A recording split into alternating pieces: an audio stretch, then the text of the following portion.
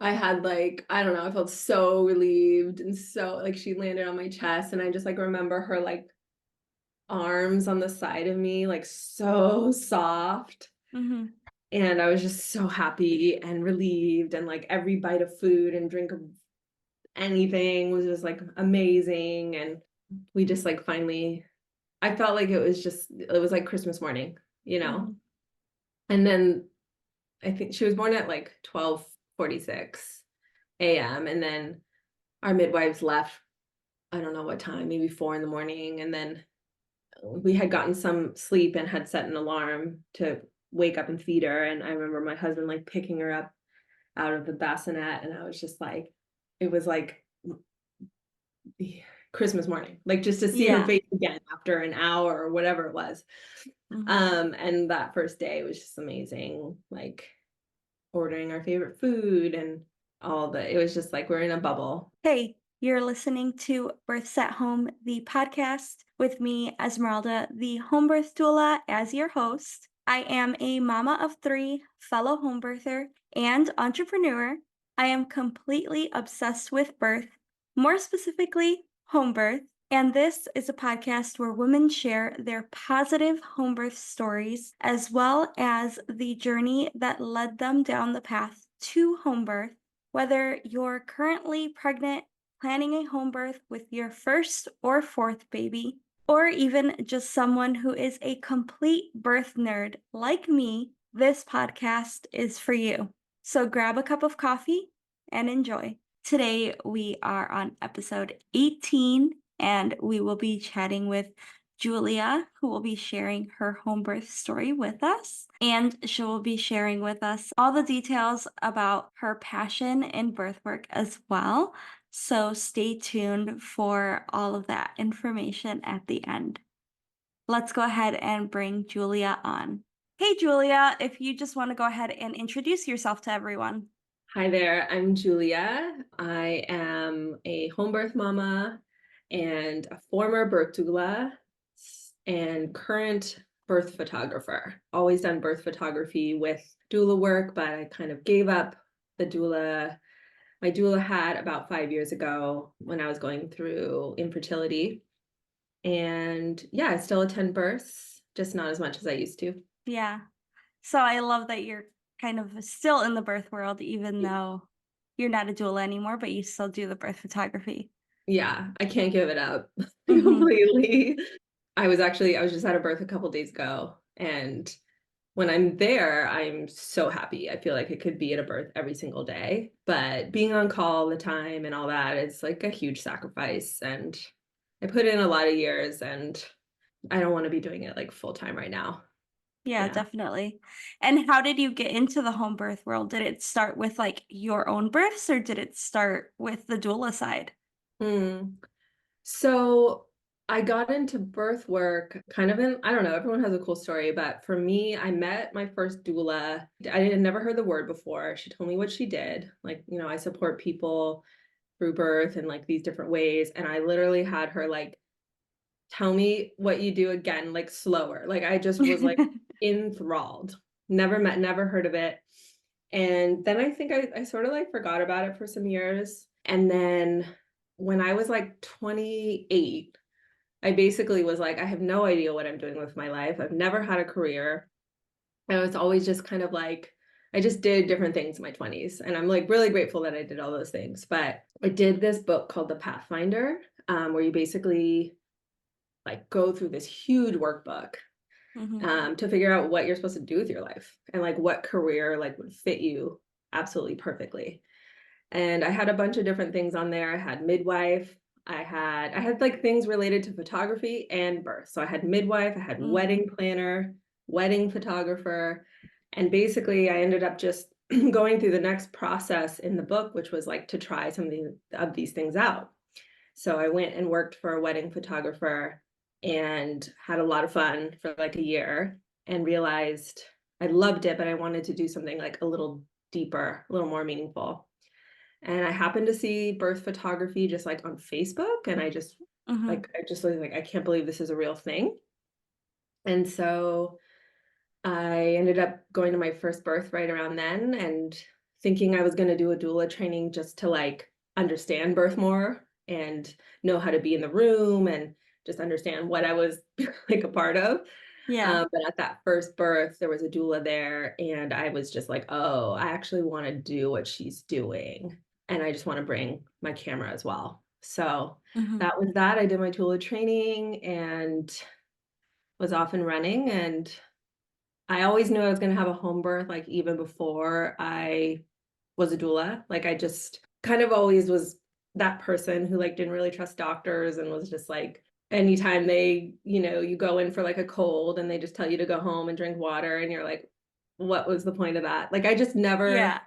I was just like always a little bit more on the like alternative medicine side of things. And Mhm. so it was just natural that I was going to have a home birth. And then like I'm so grateful for years and years of going to births. Like I got to see the spectrum. And Mhm. I also got to like pick out my home birth midwife like years before I was Yeah. gonna hire her. Yeah. And when I finally got pregnant, I texted her and she just called me. I was not expecting her to call me. I was like 5 weeks pregnant. She Mhm. called me. She's like, I'm just gonna pencil you in. Because I know, because it, like I had obviously I went through like almost 4 years of infertility. Mhm. It was a lot. She knew, like, I'm gonna use a pencil. I'm gonna put you in there. Yeah. There was space for me. Um, Mhm. and yeah, and it worked out. I love that. That's really cool and, like, special that you got to know your midwife for so long. Hmm. So, yeah, that's exciting. Yeah. Mhm. And then, so when you ended up getting pregnant, when did you finally, like, know that it was okay to start going to appointments and stuff? Um, well, I mean, I got like, a couple ultrasounds um around like 6 weeks and 8 weeks or something like that. This was like the very beginning of COVID. So I know exactly when I got pregnant. It was like April 14th, 2020. Mhm. And so we're like a month into COVID. So I went in to get these ultrasounds where I had done my fertility, like IVF and stuff, which did not work for us. Mhm. And we ended up getting pregnant with an IUI at home with a home birth midwife. Um, and so that's how I know exactly when I got pregnant. Went in for Yeah. these ultrasounds. They were like $1 million because like the way the forms were filled out. Mhm. Um, and then yeah, I don't remember exactly, but I know that I was felt very fortunate that I had a home birth midwife during COVID because I didn't have to go into the hospital setting and into offices Mhm. and like I could be like in the safety of my home and have her come over. And sometimes we would meet like outside in the garden or her garden, or we go for a Mhm. walk in the park and do our like literally lay down a towel and do our appointments outside. So Yeah. it was like a slow progression. And then I think I also felt I did like the NIPT testing. So like once I found out that it was like a very high likelihood that she was healthy and everything, I cried. And I'm not like a big crier. I had a big Mhm. release when I knew like this is a healthy baby I'm carrying. Yeah. Yeah. Absolutely. Hmm. And did you do anything to prepare knowing everything that you knew, like, as a doula? What were the things that you did to prepare for this birth? Oh yeah. Well, it was kind of surprising, what ended up being like what I would consider like my birth prep. I mean, okay, so some of the like more obvious things is like I did do a birth class. My like really good Mhm. doula friend teaches birthing from within. Okay. And I like really resonated with that. Mhm. I did a little bit of reading. I actually ended up reading Spiritual Midwifery. Isn't like necessarily a book that I would have like recommended to my doula clients, but I felt like there was something so relaxing and reassuring about reading about these like women in the 70s giving birth on a farm. And I love the pictures. They're so gorgeous, like film photography. So for me, it was really just like I already have all the like understanding of the birth process. So it was more just like, I don't know, thinking into it. But what was ended up being the most like surprising and really cool thing that happened was actually I attended a birth when I was probably like 6 months pregnant, Mhm. and it was a gorgeous, amazing third birth. And I woke up the next morning and was like, I am going to go swimming in the bay right now. I live in San Francisco. I used to swim in the bay like years and years ago, but it Mhm. never like really, really grabbed me like it did at this time. So I woke up that Mhm. morning. I was like, I'm going right now. I literally got up, drove down to the bay, and went swimming. And it became like an obsession. I probably swam like 3 to 4 times a week until my due date, which Mhm. was early January, and the water is like 48, 50 degrees. Yeah. Um, and we don't wear wetsuits. We wear like earplugs and three caps. And basically, I just used it as like a time to like really focus in on my breath and like connect in with her. And I realized, like there's like that ice challenge in your birth class. And I was like, this is like full body, like let me just focus on my breath instead of the cold. Mhm. And then you reach this like deep place of peace. And Nova, my daughter's name's Nova, she would start to like fall asleep because when you're swimming, you're like you like twist back and forth, Mhm. and she would fall asleep while I was swimming, and I would just like be out there like talking to her. Like you feel so alone, but you're also like part of this like mystery, like staring at the Golden Gate Bridge and like the city, but you're in the water. It's like Mhm. very meditative and magical. um Yeah. so that ended up being my that was really my birth prep. And I actually have a friend who's going to start a little class here because it was hers as well. We met later on, but Uh, she was like, that's what I did. And she's going to start a little class for pregnant mamas here because it's more yeah. effective. Yeah, that's awesome. I actually just started getting into like yoga and the whole like meditation part of it. I'm like, wow, this is great for like birth prep. So I Hmm. can only imagine how like swimming and just the whole scenery that you're like I have imagining right now because of what you said. It sounds like it would be really good birth prep. Yeah. Yeah, yeah. I mean, the cold is it's intense, but once Mhm. you get through like and you like sink into it, it's honestly the best feeling ever. So, Yeah. yeah. Yeah, that's interesting. It's I like funny though, that. because now that I say it, I mean, we'll get into my birth obviously, but basically the only time I was like okay during my home birth was when I was in water. Like Mhm. everything on land was not great for me. Mhm. So that's pretty funny that that ended up being how it went. Yeah. It's like, this is where I'm okay, this is my comfortable spot. Yeah, oh God, just standing at like gravity. Mm, And I also had what I was really hoping I would not have, which was I was one of those birthing mamas who like could not lay down. mm, So I was on hands and knees, or I was standing, or I was lean, I just could not lay down. And they yeah, tried to get me comfortable multiple times, and I would just like pop up as soon as the contraction started. So mhm, yeah, sadly, I was not resting. yeah, yeah, that's hard. And Yeah. so when did labor start for you? So I had two due dates, January 6th and January 7th. January 6th was the insurrection. And I'm glad that I kind of had two due dates because, yeah, was not that day. I think it started the night of the 7th. And yeah, okay. It's like I'm bad with math, but yeah, it started at night. And basically, I didn't get any sleep that night. And I sadly kind of kept my husband up as well. And yeah, I think my doula brain kind of got to me a little bit because I was like all night going, this is gonna go away in the morning. Mhm, Like I was also sort of used to people going like well beyond 40 weeks. So I was just kind of like, this is gonna go away in the morning and then I'm gonna sleep all day because mhm, I'm gonna take my own advice. yeah, But it didn't go away in the morning. mm, So that was the first night of missed sleep.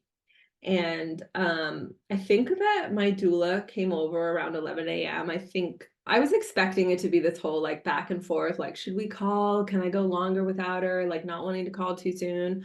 But mhm, essentially, like, my team just kind of like showed up because I was so in it. And I think like the feeling between my midwife and my doula, they were, from what we were telling them was that like maybe the baby was malpositioned because mm, I was having like really short contractions. They were like 30 seconds long. Yeah. And so they came over to do some spinning babies and such because I thought, oh, like she's trying to reposition, like let's come reposition her and hopefully get these like contractions, like get her, better aligned and then we can hopefully get into like real active labor.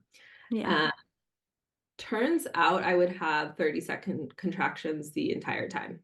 Oh, wow. And yeah. Always something new at a birth, right? And Mm-hmm. so a little bit of a backstory was I was, in the back of my head wondering if I was going to have a precipitous birth because my mom had all her births were like under 2 hours. Okay. And the only reason why I thought maybe that would also be the case for me was because I'm hypermobile. So my like connective tissues and everything are just like really loose, loosey goosey. And jumping forward to like reviewing my birth with my midwife, she was like, basically, had I had like minute-long contractions, I probably would have had a precipitous birth. But Mm. for whatever reason, I was only making enough oxytocin for like 30-second contractions. And like another woman who's not hypermobile, like probably like wouldn't have been able to like birth with that. But since I am Oh. hypermobile, the two things combined, I was able to have a home birth. Mm-hmm. Um, but it took a long time. Yeah. Yeah, it was not 2 hours. Wow. That's Yeah. interesting. And Yeah. so did your birth team like stay with you the whole time or were they able to leave and come back? My doula did stay the whole time. Okay. I would say around like 1 o'clock, something like that. My midwife said, would you feel comfortable if I went and dropped something off at another client's house? And I said, yeah, totally. So she left and I think came back a few hours later. And then my birth photographer came around like dusk as well. And Mm. there was a whole, basically during that time, my husband was trying to set up the birth tub. He's an engineer. I thought this would be no problem, but I think there was a little bit of drama with the hot water or something. I was like, I need to get in that tub. I was dying for it. And my Yeah. doula put me in the shower. I had an amazing doula who was also a massage therapist, which was really like my number one thing. Mm. And I would say like during this time and even during the time, like basically like the whole, like I would say up until transition, I just wanted my doula. Mm-hmm. My husband was like, his hands were just like too strong or something. Yeah. He just had the touch that Mm-hmm. I needed. And then it kind of became more about my husband later. But yeah, I finally got into the tub and it was just like magical. Put on like my playlist. I remember singing a song. I used to live in Hawaii, and there's this like one song that I like to sing that's actually in Hawaiian. I remember singing it, Mm. and they were like pouring like hot like pots of water in there, and the twinkly lights and the whole thing. It was like super nice. But again, I could not get comfortable. So I was on hands and knees, and basically in between contractions, I would fall asleep and wake up because my face would fall in the water. Mm. So I woke up to like the feeling of like I'm drowning Yeah. when the contraction would start. And then eventually, I think I was in the tub for like 6 hours, and Mm. my contractions started to like get spaced out. And my midwife was like, we can keep doing this, or you can get out and like get this thing moving. Yeah. And I was like, okay. I basically went into what I call like birth boot camp. Um, I tried to get out. I had to get back in. The second time, I actually made it out. And I have a picture of that moment. My photographer, Lynn Badgley, I'm like, I have a photo of the bravest moment of my life. And it's an incredible photo. Mm-hmm. So I made it out on that second try.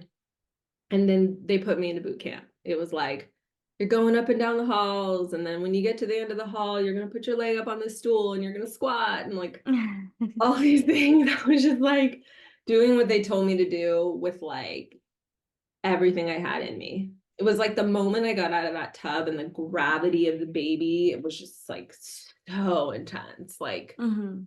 the water just makes everything so much easier. Yeah. But it was what needed to happen. And I think Mhm. I probably was in boot camp for about an hour before I was ready to push. Mm. So it really worked. Yeah. Yeah, definitely. I think sometimes, like, just being so relaxed in the water that your body is like, "Oh, we're stopping this. We're not gonna keep it going." So, yeah, it's always good to kind of get out and try different Yeah, things to get it going. That right. sounds like it was a good kind of observation on your midwife's part. Totally. Mhm, Right. And that's like what they're there for is like help you be brave and change positions and like be there in those first few contractions that are like so hard in a new groove. mhm, Yeah, she had me like during that boot camp, I remember she wanted me to go sit on the toilet with Andrew and like take a moment. mhm, And I was like not having that. mhm, I was like, I do remember it. I was like, Andrew, like, no. And I think I was complete. And I asked mm, after that for her to check me mhm, because I was like, I cannot sit on this toilet. I am like, this is not just not okay. So I think mhm, after that, I asked for a check. I think I was like starting to kind of push a little bit, maybe when I was on the toilet. I'm sure my midwife, I think she heard that, she knew that, mhm, and I believe she told me that later that she had already called in the backup at that point. mm. So yeah, I got checked. I was in complete. I was so happy. How long had it been at this point since you had gotten into labor? Um, Probably about 20, oh, like 23 hours. Okay. Yeah, because I then pushed for 3.5 hours. Mm, And my labor, I remember like call it 26 hours. So mhm. yeah. Okay. Uh, For that part, did you go back into the birth pool? no, I went under the bed and yeah, so I was done with the birth pool. And basically that's when like I had already started leaning on my husband, I would say during birth boot camp. And then pushing was like very much him and I was just like basically I had my arms around his neck a lot. And I think at some point, thankfully, they put like a rebozo around his neck that I held on to. I actually pulled my husband's arm out of his socket. He has really loose shoulders, but yeah, he describes it as like I was trying to pull him into the bowels of the earth. I was just like pulling him down. Yeah. And yeah, we tried a bunch of different positions and yeah, I kind of like liked it. I think I gave, a lot of my clients advice that like pushing will feel different because you're actually doing something. And I definitely experienced that. It's like Mhm, happy to be doing something. And yeah, it's kind of hard to remember what it felt like, but mhm. yeah. And then eventually I heard the word tiara. I was like, I heard my midwife say tiara, and I was like, I know what that means. And I think she sort of like ripped her way out. Um, Mm. and yeah, she ripped her way and fell out at some point. Yeah. Did she say tiara as in, like, her way of saying crowning? Yeah, I think that's like before the crown, they'll say tiara. Yeah. Okay. I haven't Yeah. heard that, so I was like, interesting. It's like a smaller crown? Yeah, like a smaller crown. Yeah. Yeah. And I had these like my closet in our room had these big, there were this full mirrors on the closet doors. And so she said tiara was on hands and knees. And then I looked in those mirrors and that's when I like saw her come Mhm, out. I think she went from like, there was no like, okay, you're crowning blowout moment mm. because she just ripped through and fell out. So she said tiara, I looked and then she was out. Yeah, Yeah. that's Yeah. awesome. There was no slowdown, but Mhm, yeah, the chair wasn't too bad or anything, but mhm. that's how she came. Wow, that's amazing. And for postpartum, like, did everything go smoothly for you after that? No. No. Well, first, like, I want to bask in the glow of the birth before I get into postpartum because it was pretty brutal. I had like, I don't know, I felt so relieved and so like she landed on my chest and I just like remember her like arms on the side of me, like so soft. Mm-hmm. And I was just so happy and relieved and like every bite of food and drink of anything was just like amazing. And we just like finally I felt like it was like Christmas morning, you know? Mm-hmm. And then I think she was born at like 12:46 a.m. And then our midwives left, I don't know what time, maybe 4 in the morning. And then we had gotten some sleep and had set an alarm to wake up and feed her. And I remember my husband like picking her up out of the bassinet. And I was just like, it was like Christmas morning, like just to see her Yeah. face again after an hour or whatever it was. Mm-hmm. And that first day was just amazing, like ordering our favorite food and all the, it was just like we're in a bubble. But I think we basically had 1 day of that.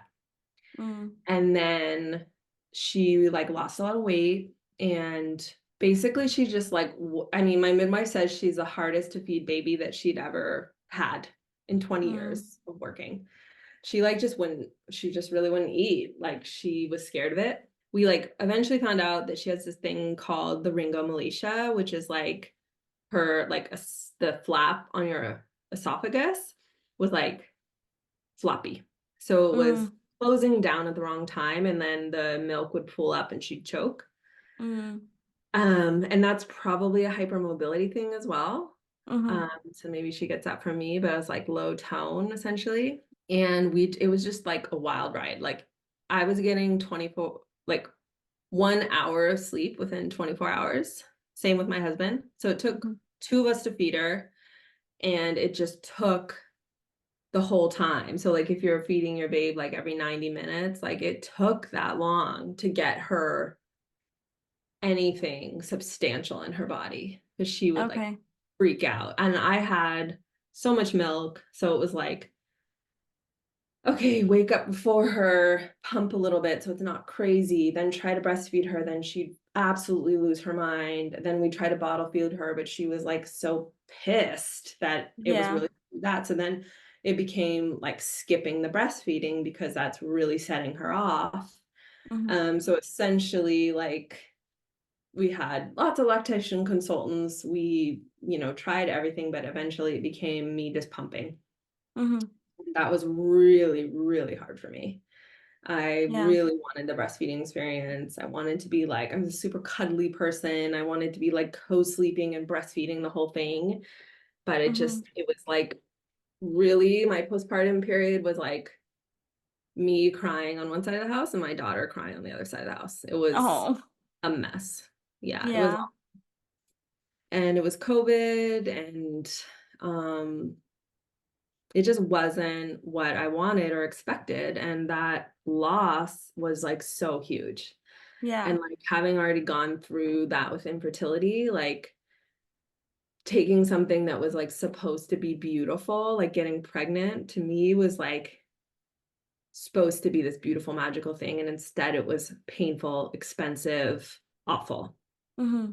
So it was like a similar wound of Yeah. like, you're supposed to be in a bubble with your baby. And my best friend, we actually got pregnant the same week, which is like insane because like Mm-hmm. both of our stories. Mm-hmm. And so her baby was 9 days older than mine. Okay. And she was in that bubble. She was Mm-hmm. like laying in meadows with her baby and like no problems. And it was really hard. Like, Mm-hmm. because it was the same sort of stuff that I went through with infertility. I like a lot of jealousy, a lot of comparing, like so it was like all the same wounds. And yeah, and then we went to like an occupational therapist who, if I had had any more like energy or wherewithal, like I would have written the most scathing review of this person. Like Mm. she did absolutely, we were first of all, we were on a wait list. It took us like 3 weeks to get in to see her. everybody was like, this is the person you have to see. Mhm. We finally go, and she's just like rude and dismissive and like, why are you here? And like, did not help us at all. And we ended up like finding this woman who did help us. I don't know what she's like on the holistic side. My husband actually knew her like through this group he's in. And she had so much for us. Mhm. Like she had all kinds of things that we could do to like help build up her tone and help like get her Mhm. core strength so she could sit up so that she wouldn't have trouble with solids. Like Mhm. she had exercises where we could like try to strengthen her tongue by putting our hand in there. We had like this exercise, like all kinds of things. She had so much to offer. Yeah. And we ended up having her talk on the phone with this OT. And the OT was like totally defensive. She was like, I think Julia has postpartum depression and she's running all over the city trying to figure out what's going on. And I was just like, I couldn't believe it. It was like, Mhm. you mean I'm trying to figure out how to feed my baby and you're just like calling me depressed? Not even to me, like not even coming Yeah. to me and being like, I think you might need some support. Like she was like, Mhm. I mean, I don't even know why that woman is in that role. She should be like, I don't know, in a completely Yeah. different capacity in life. It was Mhm. really hard. And then we also had a suck swallow study done to figure out that was before we saw the OT. So it was like, what's actually going on? That's when we figured out the milk was pooling. And that was a crazy experience too, because she had to fast like for Mhm. 3 hours or something before this test. And I was like on the phone with them, like, you want me to fast my baby who has trouble eating and will only like when all the stars align. Yeah. So we had the first appointment, which was like 9 a.m., and we show up and they are not ready. And I'm Mhm. like, where's the first appointment? So I had to leave. I left. Like, my husband can handle these kind of situations. He's like, I would call him like overly polite. Mhm. He dealt with it. I mean, this is like one of the reasons why I like could not have a hospital birth because I would be so triggered by some of the things that go on there. Like just anything, like requiring an IV when I felt like I didn't need one. My biggest, like the hardest time for me as a doula or just being at a hospital birth is like the golden hour because I Mhm. just feel it's typically not very respected, just with all the things, obviously they're very well-meaning staff. I truly believe that, hold that when I'm in a hospital setting, but I would be like very thrown off and triggered by those things. And just like I've always been sensitive to like smells and light and things like that. Like I just needed the home birth environment Mhm. and then like yeah, when I had to enter that world postpartum, like it did not go well. Yeah. I did not get the support I needed there, and I found it in other places, but Mhm. wasn't easy. Even as a doula to like find what I needed, and I know a lot of people. It was still hard to find the right support. Yeah. Yeah, Absolutely. yeah. And how long would you say that it took for her to finally like everything that you've been doing to help her? Yeah. Well, one of the cool things, so I feel like the exercises that we did really did work because Mhm. she started sitting at like 4.5 months, which is really Okay. early. Mhm. And she just had the strength to do that. And then when she started sitting, then it was like she was probably even working those muscles even more. Mhm. So by the time she was 6 months, she was ready for solids and she had no problem. Whereas like the medical, people that we saw, were like, she'll start to grow out of it at 2 years old. Mhm. And they also said she would probably have problems with solids. So I felt like basically I was miserable until she was 3 months old. And then I would Mhm. say I started to see like a glimmer of hope at like 4 months old. And then I started having a little bit of fun at 5 months. And then by 6 months, I was like, okay, this is going to be fun. I thought Mhm. solids were really fun. And I started to like enjoy myself a little bit and was like, I haven't completely ruined my life. To Yeah. be honest, it was pretty brutal. Mhm. But I really loved solids, and we did baby led weaning, and it was just like very empowering. We also did elimination communication. Oh, Um, okay. so she started potty training at 5 months old, and like Mhm. that was like my husband wanted to start earlier, but I was just like with the feeding stuff, I was just like I couldn't do anything new. I couldn't interrupt her Yeah. feeding in any way. Mhm. And as you know, like they usually like go when they're eating, when they're little.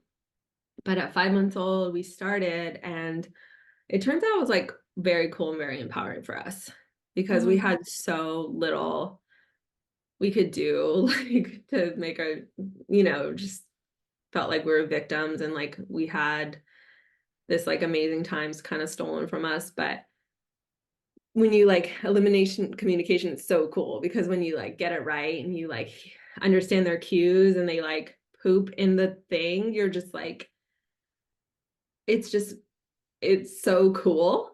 Yeah. And we started this thing where if you got it, then you got 10,000 points, and it just became like this fun game. And Mhm. yeah, I never would have like thought that that would be such a empowering thing, but it totally was. And she was Mhm. like basically potty trained from a year old. Oh, wow. Yeah. Yeah. That's Very awesome. cool. I've always been super interested in it, but I've never been, I say brave enough because I feel like it takes a lot of like patience. So I've never been like brave enough to kind of take on all that patience for Yeah. I don't know actually if, doing it. yeah. I would compare it to like learning a language. I heard somewhere recently that babies can learn like 22 languages at a time or something Oh, insane. wow. It was might even been more than that. Uh-huh. And so to learn like we would do like a sound and a sign. So when in the beginning it's like you when they are going, you like make the sound and the sign, whether or not you got them on the potty or if it's like happening in their diaper, and they Mhm. start to correlate it. Okay. It's like, of course they can learn that. They can learn Yeah. 22 languages. They can learn Mhm. one sign with a sound and understand that there's something, oh, that every time I do this thing in my body, this thing happens. And then Uh-huh. not long before you can just put them on the potty, make the sound, and they do it. Yeah. We didn't teach her any other languages, but we taught her this one, Yeah. So it's like choose your own adventure, but the benefits are pretty huge. Yeah. So yeah, I That's think I've only interesting. converted like one person. So I feel like I'm talking to the void, but it's like honestly so cool. Maybe you converted me. I plan on having one more and maybe I'll do it with my last. We'll see. Perfect. Well, if you need support, my friend started this thing called the Diaper Free Collective, Oh, and okay. she is like a master teacher. She just Uh-huh. has this way about her that I just want to listen to her. She's so good Mhm. at relaying information. She's also a former doula as well, and she's done it with all her kids and is like you can do it in different ways. We did Mhm. not do it like Brienne did it, but she had like 25 poopy diapers for her entire kid's childhood. So she Oh, was like wow. catching them all. Yeah. We did it a little more like the slower train, Mhm. but it is possible. So, Yeah. yeah, but it looks different for every family, but Mhm. you can do it part-time, you can do it, in a lot of different ways. Mhm. Yeah. Yeah, that's interesting. I'll leave that resource below so that if people are Yeah. interested, they could go ahead and look at that. Yeah, she has like a free class every month, and then also like ways to work with her when you need Mhm. like more advice, like Yeah, one-on-one. Yeah.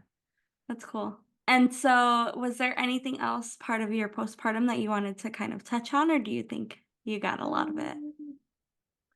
One thing that came to mind just when you asked that was that my like, thank God, I couldn't even imagine going through what I went through without like my home birth team. Like, Mhm.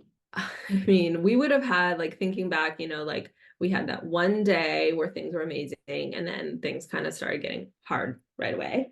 Like that Mhm. would have been the day that we would have had to like drive across the city to go in for your like 2 day, come back to the hospital the day your Yeah. milk comes in. And instead, everybody came to us. And then I remember I had a phone call with my midwife when I was 6 weeks postpartum, and it was supposed to be like your graduation call. And I had talked to her like via text the day before, and I was having like a really sunny day, like with Nova. Mhm. And then the next day when we had our call, like I was just crying.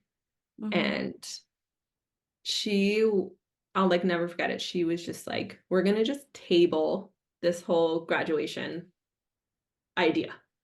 Yeah. Like, you're not ready, and that's okay. And we don't even, it was like so like to not even be like, okay, we're gonna talk again in a week. Like it wasn't even that. It was just like we're Mhm. tabling it. It was just such an amazing way to put it. Yeah. And yeah, she just like was there and like let me launch as I needed to and just continued to check in like and now we're friends still. We swim in the bay together. She actually Mhm. joined the same swimming club I'm in, so I still get to see her. And I just like don't even know. Like I feel like for people if they're not quite there that they don't feel like they can have a home birth, like I would still hire a home birth midwife for like the prenatal and postpartum support. Yeah. And if you feel like you can't do the home birth, like that's understandable. That's not for everybody, but the care they provide is just like Mhm. unreal. Yeah. Yeah. Definitely. Because if you would have been in the hospital system in that situation, you would have just had that 2-day appointment, Hmm. and it would have been more about your baby, not Yeah. really about you. And then you would have gone all those weeks really without any help or support from your OB until 6 weeks, and they're like, "Oh, do you wanna get on birth control?" Yeah. Oh And my that's God. all the support you would have gotten. You wouldn't have gotten, like, all of this, like, one-on-one individualized care. And the OBs that you go see at 6 weeks usually aren't even, like, your OB that you know. It's usually just, like, the OB that's available for Yeah. that appointment. So you don't even know them, and you're not going to express all of this that you're going through to a stranger that you don't know, so you're just gonna answer the birth control question, and they're gonna be like, "Okay, now you're free and clear to have sex too, so here's your birth control, and you're off on your way." And that's I it. know. It was brutal. Mhm. Yeah, Yeah. I always tell like friends and such. I mean, I feel like it's a big leap for people like to go to home birth. I feel like it's very common for like second babies. Like people go Mhm. and experience a hospital birth and they're like, something, Mhm. something wasn't right about that. Yep. Um, but yeah, like for me, like getting to see so many births in all different settings, like it Mhm. really helped my confidence. But yeah, like for friends who get pregnant further with their first, I'm just like, yeah, get a doula or even get a home birth midwife just for their care. And if you can't give birth at home, then they're still there with you. Yeah, Yeah. absolutely. Yeah. That's good advice. Mhm. Yeah. Yeah. Did you have home births for your first too? My first was a hospital birth, so kind of Mhm. what you were just saying, that I after that experience was like, "That's not how birth is supposed to go," even though at that time I knew nothing about birth, just, like, what the mainstream media tells you about birth is what I thought it was like, but still something in me was telling me, like, that didn't feel right. And so that led me down to home birth, and then I had home births with both of my last 2. Mhm. Yeah. Nice. Yeah. Mhm. Yeah, typical, I guess. Yeah, that's the story of so many women because they don't realize that there's another side. A lot of people don't even know that home birth is an option. So it's like they just go straight into the hospital, and then when they have their traumatic event or whatever happens in the hospital that they don't like, then they find home birth, which is unfortunate, but, ugh, Yeah. slow steps. Yeah. Well, maybe hopefully like I guess the more we talk about it in your podcast and Mhm. things like that, like just need to be exposed to it. I feel like also too, like I feel like the partners often get in the way. Like I would hear that a Mhm. lot in with my doula clients. It's like, "Oh, I'm interested, but my husband said no." You Yeah. know? Um And so then you're like, okay, then it's like another hurdle of having to like empower yourself to be like, no, this is what I want. Cause then it's like Mhm. you have to really want it if you're gonna Yeah. go against like your parents, like mainstream everything and your partner. Like that's a Mhm. lot to take on for somebody Yeah. unless they are. like really well informed or have seen it before, or, Yeah. all the things. So I think it'll take a lot for things to change. I was like, my husband we're very different. He's an engineer, he's very analytical. But he had years and years of me talking to him about births. Yeah. And then I wanted my midwife for my own reasons, but I also knew that she would be perfect for my husband because she's really smart Mhm. and she would be able to answer like any of his questions. Yeah. So people call her the like human encyclopedia. Like you could ask her about anything. She's super big on nutrition. She just like knows her stuff. And Mhm. so I was like, I need that so that he'll feel confident and he'll be able to be calm. Turns out like either it worked so well that I didn't even notice, or he just didn't need it because he really did trust the process. There was never like any fear that came up for him about it. Yeah. So either it worked so well because she was so smart, or he really just like truly trust the process. But my like sort of strategy was to have like that ridiculously smart, competent, professional midwife Mhm. and a really woo-woo doula. That was my combo. I was like, I don't need my midwife to bring crystals, but Yeah. my doula can bring all the crystals she wants. Yeah. It's like a balance. They balance the birth space, so that's good. Totally. Totally. Yeah. Amazing. And so now if you wanna go ahead and just share, like, your social media and what you do about, like, birth photography and all that. Yeah. So my Instagram is Julia Lorraine Peterson. I'm sure Esmeralda will write it down because it's a mouthful. And yeah, so I do all kinds of photography from like pregnancy through birth, newborns and families. And then in the last year I've started teaching. So I make programs for moms and doulas who want to learn photography. So Mhm. I start with like what you have. So I have two courses that are for like learning photography on your phone, and you essentially learn like the essentials like composition and lighting and storytelling. And then if you are inclined and inspired and hooked by photography, then I have basically a beginner's photography course called A Trip Around the Sun, which is like how to learn how to use a camera, how to wield it, how to start either photographing your own family or even other people's families if you're interested in adding that to your life as a mom or as a doula. I just want like more people's stories told. And I know like doulas, like birth photography is like already in the job description. Like you're already taking photos when that baby is born. I know Yeah. you are. Mhm. So that's why I made that first course with the phones. It's just like you're already doing it. Let's like elevate them a little bit so that you can like make an amazing gift for your clients and like use it for your own Mhm. marketing and to show people what a birth is like with you. Yeah. And then you're already there. So if you want to learn photography on a real camera, then it's totally possible. Like anyone can do it. Yeah. So that is my new mission, and still attending a handful of births every year just because I think all of us birth workers are like pretty much oxytocin addicted and have Yeah. to go. Yeah. It's Yeah. like that little subtle birth high that you get after attending a birth. You're like, "I need a little bit of that." Yeah. It like changes the way you see the world. Mhm. Yeah. It's incredible. I wish there was a way to like go every day without having to be on call and I know. If only we could schedule it, but then we don't wanna be like the medical system where they're trying to schedule every single thing about birth, so right, because that doesn't it's even work, okay. by the way. Nope, it doesn't. So yeah, trying to like control that is it doesn't work anyways. So Mhm. yeah, Well, that's amazing. I love all of your offers, and I'll go ahead and leave them all below for anyone to be able to find if they're interested in that.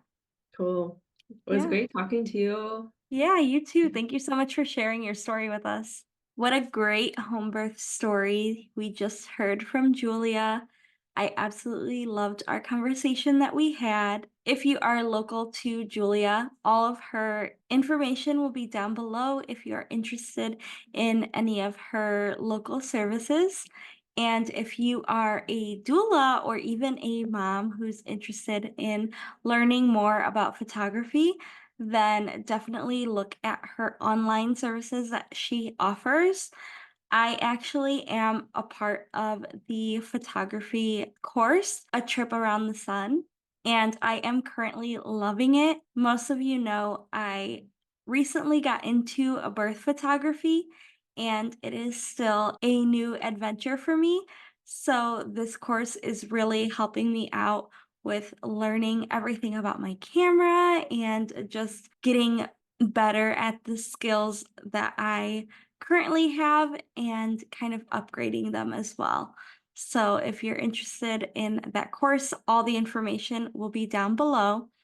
If you do sign up for that course with the link that I provide, I do get a small commission off of it, just so you are aware of that. But it does help out my business, it helps out the podcast, and it helps out my family. So if you do use that link, thank you so much. If you are currently planning and preparing for a home birth, then let me tell you about the Homebirth Hub. It is a membership, and when you join, you gain access to live educational workshops, Q&A sessions, birth and mother circles, private community chats, my entire resource library, and so much more. To become a member, click the link down in the show notes and join us over at the Homebirth Hub. Thank you so much for listening. If you enjoyed this episode, I'd love if you would share with any family or friends who may also benefit from these stories. Also, don't forget to leave a 5-star rating and review to help others find this podcast. Tune in next week for another amazing home birth story. Bye!